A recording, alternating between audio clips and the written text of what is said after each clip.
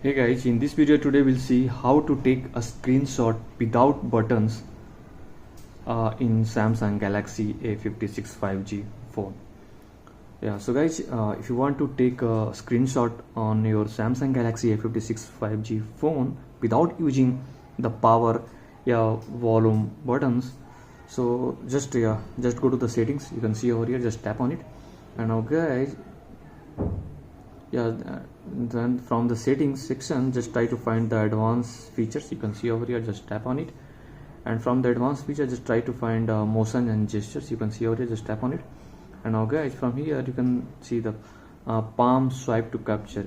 The motion should be the turn on. Even if it is in your case turn off, just go and make it turn on.